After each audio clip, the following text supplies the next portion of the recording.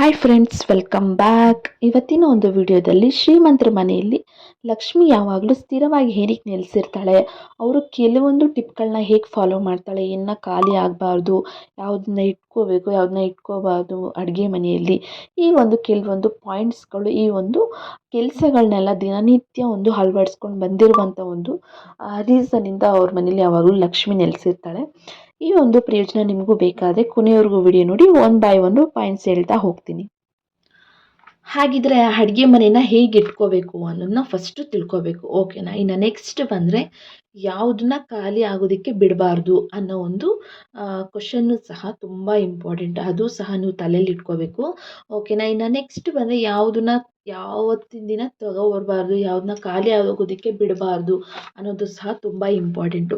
ಹಾಗಿದ್ರೆ ಈಗೇನು ಶ್ರೀಮಂತರ ಮನೇಲಿ ಇದನ್ನೆಲ್ಲ ಫಾಲೋ ಮಾಡ್ತಾರೆ ಅಂದರೆ ಖಂಡಿತ ಫಾಲೋ ಮಾಡ್ತಾರೆ. ಹಾಗಿದ್ರೆ ಬೇರೆಯವ್ರು ಫಾಲೋ ಮಾಡಲ್ವ, ಬಡವ್ರು ಫಾಲೋ ಮಾಡಲ್ವ ಅಂದರೆ ಮಾಡ್ತಾರೆ.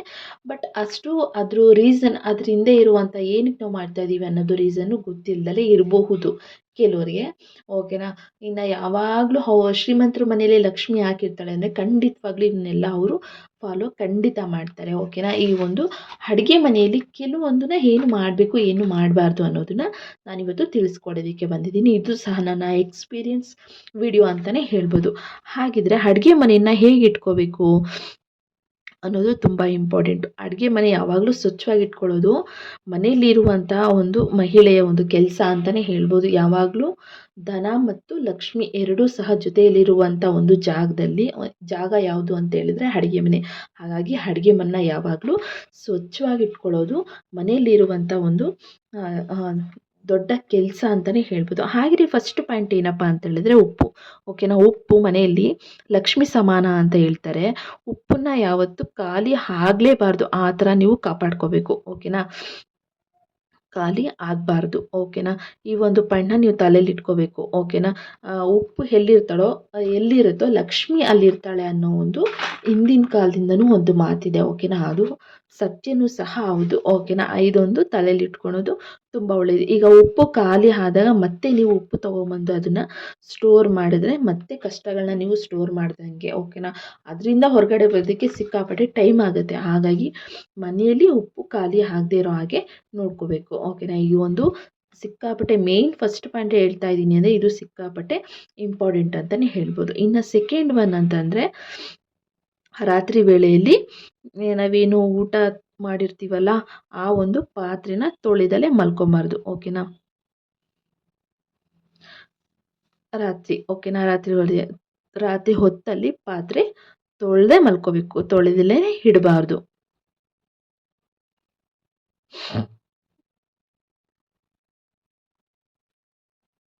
ಮುಸ್ರೆನ ಹಾಗೆ ಇಟ್ಟು ಮಲ್ಕೊಳ್ಳೋದ್ರಿಂದ ಏನು ಲಕ್ಷ್ಮೀ ದೇವಿ ನೈಟ್ ಹೊತ್ತು ಬಂದು ಒಂದ್ಸರಿ ಎಲ್ಲರ ಮನೆಗೂ ನೋಡಿದಾಗ ಮುಸ್ರೆ ಇದ್ದರೆ ಅಲ್ಲಿಗೆ ಲಕ್ಷ್ಮಿ ಬರೋದಿಲ್ಲ, ದರಿದ್ರ ಲಕ್ಷ್ಮಿ ಅನ್ನೋದು ನಿಮ್ಮ ಮನೇಲಿ ಜಾಸ್ತಿ ಆಗೋವಂಥ ಒಂದು ಚಾನ್ಸಸ್ಸು ಜಾಸ್ತಿ ಇರುತ್ತೆ, ಓಕೆನಾ. ನಮ್ಮ ಮೂರನೇ ಪಾಯಿಂಟ್ ಏನಪ್ಪ ಅಂತ ಹೇಳಿದ್ರೆ ಎಣ್ಣೆ, ಓಕೆನಾ. ಎಣ್ಣೆನ ಶನಿವಾರ ಹೊತ್ತು ತೊಗೊಂಬಂದರೆ ಶನಿ ದೋಷ ಬರುತ್ತೆ ಅಂತಾಳೆ. ಶನಿವಾರ ಬಿಟ್ಟು ಬೇರೆ ಯಾವ ವಾರ ಆದರೂ ನೀವು ತೊಗೊಂಬಂದು ಮನೇಲಿ ಸ್ಟೋರ್ ಮಾಡ್ಕೋಬೋದು. ಎಣ್ಣೆನೂ ಸಹ ಖಾಲಿ ಆಗಬಾರ್ದು, ಓಕೆನಾ. ಇದೊಂದು ತಲೆಯಲ್ಲಿ ಇಟ್ಕೊಳ್ಳೋದು ತುಂಬ ಒಳ್ಳೆಯದು. ಈ ಒಂದು ಪಾಯಿಂಟ್ನ ನೀವು ತಲೆಯಲ್ಲಿ ಇಟ್ಕೊಳ್ಳೋದು ತುಂಬಾ ತುಂಬ ಒಳ್ಳೆಯದು. ಮತ್ತು ನಾಲ್ಕನೇದು ಅರಿಶಿನ, ಓಕೆನಾ. ನೀವು ಇದನ್ನು ಅಬ್ಸರ್ವ್ ಮಾಡ್ಬೋದು ಬೇಕಾದರೆ ನೀವು. ಅರಿಶಿನ ಖಾಲಿ ಆದರೆ ಗಂಡ ಹೆಂಡತಿ ಮಧ್ಯ ಒಂದು ಸಂಬಂಧದಲ್ಲಿ ಬಿರುಕು ಬಿಟ್ಕೊಳ್ಳೋದು ಏನಂದರೆ ತುಂಬ ಜಾಸ್ತಿ ವಾದ ನಡೆಯೋದಾಗಿರ್ಬೋದು, ಇವೆಲ್ಲ ತುಂಬ ಅಂದರೆ ತುಂಬ ನಡೆಯುತ್ತೆ. ಇದು ಸಹ ನನ್ನ ಎಕ್ಸ್ಪೀರಿಯೆನ್ಸ್ ಆಗಿದೆ. ಆದಷ್ಟು ಯಾರೂ ಈ ಅರಿಶಿನ ಖಾಲಿ ಆಗದೇ ಇರೋ ಹಾಗೆ ನೋಡ್ಕೋಬೇಕು. ಅರಿಶಿನ ಖಾಲಿ ಆಗಬಾರ್ದು, ಓಕೆನಾ. ಈ ಒಂದು ಪಾಯಿಂಟ್ನ ತಲೆಯಲ್ಲಿ ಇಟ್ಕೋಬೇಕು, ಓಕೆನಾ. ಇದೊಂದು ಮತ್ತು ಯಾವುದೇ ಒಂದು ಹೊಡೆದಿರುವಂಥ ಪ್ಲಾಸ್ಟಿಕ್ ಐಟಮ್ ಆಗಿರ್ಬೋದು ಇವನ್ನೆಲ್ಲ ಮನೇಲಿ ಇಟ್ಕೊಬಾರ್ದು.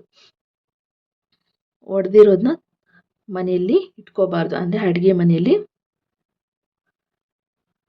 ವಸ್ತುನ ಮನೆಯಿಂದ ಹೊರಗಡೆ ಹಾಕಬೇಕು, ಮನೆಯಲ್ಲಿ ಇಟ್ಕೋಬಾರ್ದು.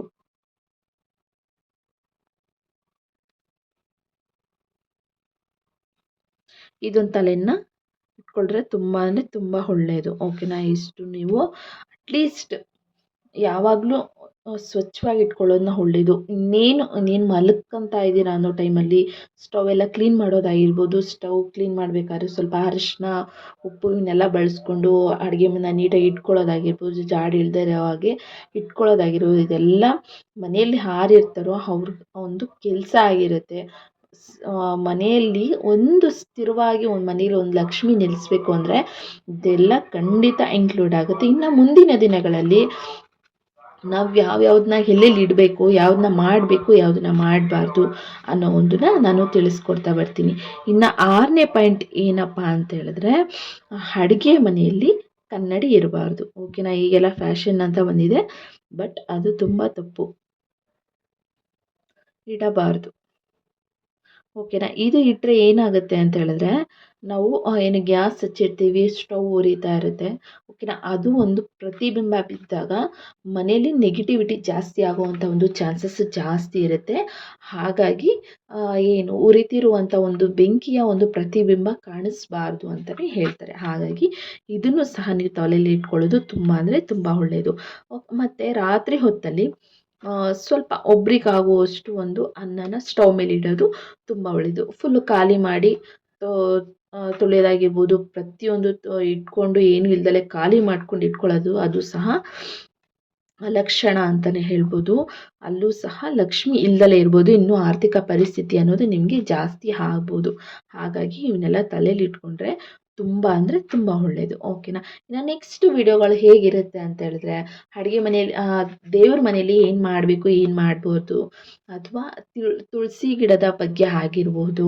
ಇನ್ನು ನೆಕ್ಸ್ಟ್ ಮನೆ ಮುಂದೆ ನಾವು ಹೇಗೆ ಇರಬೇಕು, ಯಾವಾಗ್ಲೂ ಒಂದು ಪಾಸಿಟಿವ್ ಎನರ್ಜಿ ನಮ್ಮ ಮನೆ ಒಳಗಡೆ ಒಂದು ಬರಬೇಕು ಅಂತ ಹೇಳಿದ್ರೆ ಯಾವ ಥರ ನಾವು ಇರಬೇಕು ಅನ್ನೋ ಒಂದು ವಿಷಯನ ನಾನು ತಿಳಿಸ್ಕೊಡ್ತಾ ಹೋಗ್ತೀನಿ. ಇಷ್ಟ ಆದರೆ ಗೊತ್ತಲ್ಲ, ಒಂದು ಸಬ್ಸ್ಕ್ರೈಬ್ ಮಾಡ್ಕೊಳ್ಳೋದನ್ನು ಮರಿಬೇಡಿ. ನನ್ನ ಒಂದು ಚಾನಲ್ನಲ್ಲಿ ಸಬ್ಸ್ಕ್ರೈಬ್ ಹೈಯೇ ಆಗ್ತಾಯಿಲ್ಲ, ಅದು ಏನು ರೀಸನ್ನು ಅಂತ ಗೊತ್ತಿಲ್ಲ. ಹಾಗಾಗಿ ಕೆಲವೊಂದು ಸರಿ ಅನಿಸುತ್ತೆ ಸ್ಟಾಪ್ ಮಾಡಿಬಿಡೋಣ ಯೂಟ್ಯೂಬು ಅಂತ ಅನಿಸುತ್ತೆ. ಬಟ್ ಬಿಡೋದು ಬೇಡ. ಅಷ್ಟು ದಿನದಿಂದ ವೀಡಿಯೋಗಳನ್ನೆಲ್ಲ ಹಾಕ್ಕೊಂಡು ಬಂದಿದ್ದೀನಿ, ಬಿಡೋದು ಬೇಡ ಅನ್ನೋದು ಒಂದು ಮೈಂಡಲ್ಲಿದೆ. ಲೆಟ್ಸ್ ಸಿ ಮುಂದೆ ಹೇಗಿರುತ್ತೋ ನೋಡೋಣ. ಈ ಒಂದು ಇಷ್ಟು ಕಾರಣಗಳನ್ನೆಲ್ಲ ನೀವು ಮಾಡಬಾರ್ದು. ಓಕೆನಾ. ಯಾವ್ದು ಮಾಡಬೇಕು, ಯಾವ್ದು ಮಾಡಬಾರ್ದು ಅಂತ ಹೇಳಿದ್ದೀನಿ. ಇವನ್ನೆಲ್ಲ ಮಾಡಬಾರ್ದು. ಆದಷ್ಟು ನಿಮ್ಮ ಮನೆಯಲ್ಲಿ ಲಕ್ಷ್ಮಿ ನೆಲೆಸಿರಬೇಕು ಅಂತಂದರೆ ಇವನ್ನೆಲ್ಲದಿಂದ ದೂರ ಇದ್ದರೆ ತುಂಬ ಒಳ್ಳೆಯದು. ಓಕೆನಾ. ವಿಡಿಯೋ ನೋಡಿದ್ದಕ್ಕೆ ಥ್ಯಾಂಕ್ ಯು. ಎಲ್ಲರಿಗೂ ಶುಭವಾಗಲಿ.